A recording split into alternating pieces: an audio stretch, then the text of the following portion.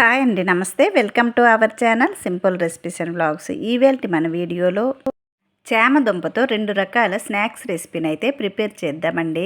పిల్లలు స్కూల్ నుంచి రాగానే వీటిని ఈవినింగ్ స్నాక్స్గా పిల్లలకి ఇచ్చినట్లయితే చాలా ఇష్టంగా తింటారండి. పెద్దవాళ్ళు కూడా టీ టైం స్నాక్స్గా దీన్ని తినొచ్చు, చాలా బాగుంటాయి. వీటిని స్నాక్స్గానే కాకుండా రైస్లోకి సైడ్ డిష్గా కూడా తీసుకోవచ్చండి, చాలా బాగుంటాయి. సాంబార్ కానీ రసం కానీ చేసినప్పుడు వీటిని సైడ్ డిష్గా తీసుకోండి. తక్కువ ఇంగ్రీడియంట్స్తో తక్కువ టైంలో వీటిని చేసుకోవచ్చండి. మరి వీటిని ఎలా ప్రిపేర్ చేయాలో చూసేద్దాం. స్కిప్ చేయకుండా వీడియోని అయితే చూసేయండి ఫ్రెండ్స్. నేనైతే ఇక్కడ ఒక్క చామదుంపను తీసుకున్నానండి. వీటిని చెక్కు తీసి ఇలా వీడియోలో చూపించిన విధంగా గుండ్రంగా కట్ చేయాలి. ఈ కట్ చేసిన చామదుంపలను 2-3 సార్లు శుభ్రంగా కడిగి ఒక బౌల్లోకి తీసుకుందాము. కొత్తగా ఈ ఛానల్ని ఎవరైనా చూసినట్లయితే ప్లీజ్ సబ్స్క్రైబ్ చేసి సపోర్ట్ చేయండి ఫ్రెండ్స్. అలాగే ఒక లైక్ చేయండి.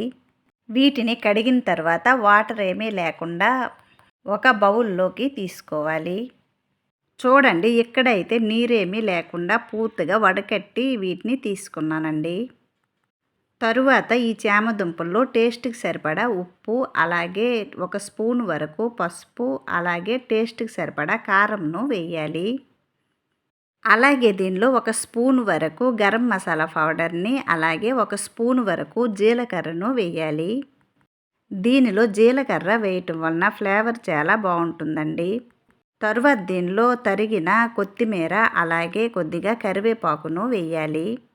అలాగే దీనిలో 1 స్పూన్ వరకు శనగపిండిని వేయాలి. తరువాత వీటన్నిటిని ఈ చామదుంపకు పట్టేటట్టు కలుపుకోవాలి.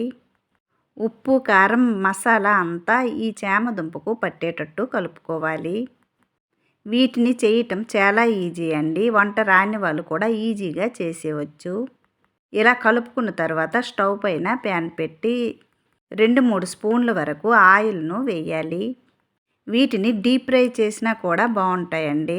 ఎక్కువగా ఆయిల్ లేకుండా ఇలా 2-3 స్పూన్లు వేసి ఈ ఆయిల్ హీట్ అయిన తర్వాత దీనిలో మనం ముందుగా కలుపుకున్న చామదుంపను ఒక్కొక్కటిగా వేయాలి. ఈ పాత్రలో ఎన్ని పడితే అన్ని చామదుంపలను వేసి లో ఫ్లేమ్లో వీటిని ఫ్రై చేయాలి. ఇలా ఒకవైపు ఫ్రై అయిన తర్వాత వీటిని టర్న్ చేసి మరోవైపు కూడా లో ఫ్లేమ్లోనే వీటిని ఫ్రై చేయాలి. వీటిని లో ఫ్లేమ్లో ఫ్రై చేయటం వలన ఈ చామదుంపలు చక్కగా కుక్ అవుతాయండి. చూడండి, వీడియోలో చూపించిన విధంగా ఒకవైపు ఇవి ఫ్రై అయిన తర్వాత మరోవైపుకు తిప్పి 2 వైపులా వీటిని ఫ్రై చేయాలి. ఇవి క్రిస్పీగా చాలా బాగుంటాయండి. సాయంత్రం స్నాక్స్గా గాను లేదంటే రైస్లోకి సైడ్ డిష్గా గాను వీటిని తీసుకోవచ్చు. చూడండి, ఇలా ఫ్రై అయిన తర్వాత వీటిని ఒక ప్లేట్లోకి తీసుకుందాము.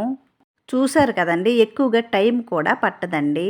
అలాగే తక్కువ ఇంగ్రీడియంట్స్తో తొందరగా అయ్యే ఈ రెసిపీని మీరు కూడా తప్పకుండా ట్రై చేయండి. క్రిస్పీగా కారంగా చాలా బాగుంటాయండి.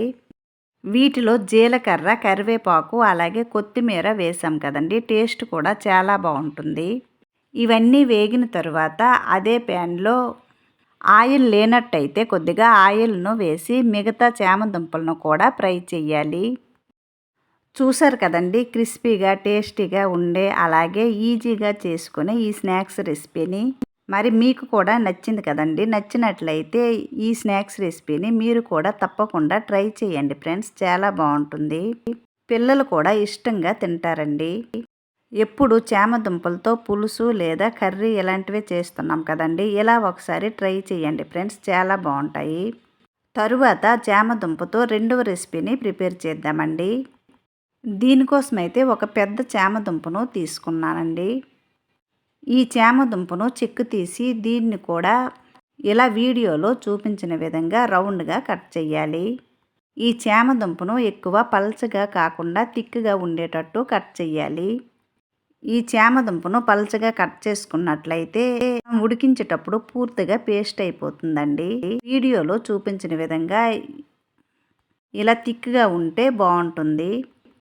తరువాత ఒక పాత్రలో నీరు వేసి కట్ చేసి కడిగి పెట్టుకున్న ఈ చామదుంపలను దీనిలో వేసి ఉప్పు వేసి వీటిని ఉడికించుకోవాలి. ఈ చామదుంపలు పూర్తిగా పేస్ట్లా కాకుండా 50% వరకు ఉడికించుకోవాలండి. పూర్తిగా ఉడికించుకున్నట్టయితే ఈ చామదుంపలు మెత్తగా పేస్ట్లా అయిపోతాయి. ఈ ఉడికించిన చామదుంపలను ఒక స్ట్రైనర్లో వేసి నీరేమీ లేకుండా వడకట్టుకోవాలి. తరువాత ఒక బౌల్లో 2 స్పూన్ల వరకు శనగపిండి, అలాగే 1 స్పూన్ వరకు బియ్యం పిండి, అలాగే టేస్ట్కి సరిపడా ఉప్పు, కలర్ కోసం 1/2 స్పూన్ వరకు పసుపును వేయాలి. తరువాత దీనిలో టేస్ట్కి సరిపడా కారం, అలాగే 1/2 స్పూన్ వరకు ధనియాల పౌడర్ను వేయాలి. తరువాత ఇవన్నీ మిక్స్ అయ్యేటట్టు స్పూన్తో కలుపుకోవాలి. ఇలా పూర్తిగా మిక్స్ అయిన తరువాత దీనిలో కొద్దిగా నీరు వేస్తూ ఈ పిండిని కలుపుకోవాలి. ఒకేసారి నీరు వేయకుండా కొద్దిగా నీరు వేస్తూ బజ్జీ పిండిలా ఈ పిండిని కలుపుకోవాలి. చూడండి, ఈ పిండి అయితే ఈ కన్సిస్టెంట్లో ఉండాలి. ఇలా స్పూన్తో వేసినప్పుడు ఇలా జారుతూ ఉండాలండి. ఇప్పుడైతే పిండి రెడీ చేసాము. తరువాత స్టవ్ పైన ప్యాన్ పెట్టి డీప్ ఫ్రైకి సరిపడా ఆయిల్ను వేయాలి. ఆయిల్ హీట్ అయిన తర్వాత మనం ముందుగా స్ట్రైనర్లో వడకట్టుకున్నాం కదండి, వాటర్ ఏమీ లేకుండా ఈ దుంపలను ఒక్కొక్కటిగా తీసి మనం ముందుగా కలుపుకున్న ఈ శనగపిండి బ్యాటర్లో ఇలా వీడియోలో చూపించిన విధంగా ఈ బ్యాటర్లో ముంచి మరుగుతున్న ఆయిల్లో వేయాలి. ఇలా ఒక్కొక్కటిగా ఆ పాత్రలో ఎన్ని పడితే అన్ని చామదుంపలను వేయాలి. వీటిని ఇంట్లోనే చేస్తున్నాము కదండి, బేకింగ్ పౌడర్ కానీ సోడా కానీ ఏమీ యూజ్ చేయడం లేదు. ఇలా ఈ చామదుంపలను వేసిన తర్వాత స్టవ్ని మీడియం ఫ్లేమ్లో పెట్టి వీటిని డీప్ ఫ్రై చేయాలి. ఒకవైపు కలర్ మారేంత వరకు ఫ్రై చేసి మరోవైపుకు త్రిప్పి 2 వైపులా ఇవి ఫ్రై అయిన తర్వాత ఒక ప్లేట్లోకి తీసుకుందాము. చూడండి, ఈ బజ్జీలు అయితే ఈ కలర్ వస్తే సరిపోతుంది. వీటిని తీసి టిష్యూ పేపర్ ఉన్న ప్లేట్లోకి తీసుకుందాము. ఈ పేపర్ వేయటం వలన ఎక్స్ట్రా ఆయిల్ ఏమైనా ఉంటే వచ్చేస్తుందండి. తరువాత ఈ మిగతా చామదుంపలను కూడా ఈ బ్యాటర్లో ముంచి ఇలా డీప్ ఫ్రై చేయాలి.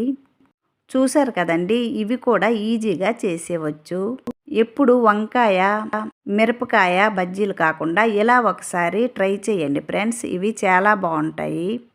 వీటిని ఉడికించినప్పుడు పూర్తిగా మెత్తబడకుండా చూసుకుంటే సరిపోతుందండి. అలా అయితే చాలా బాగా వస్తాయి. చూసారు కదండి, వీటిని చేయడం ఎంత ఈజీనో.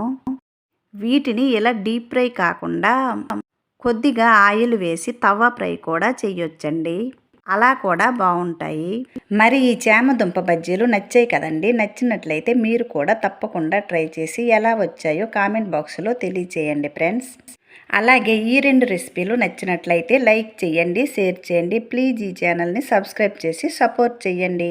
మరో మంచి రెసిపీతో మళ్ళీ కలుద్దామండి. Bye friends, thanks for watching.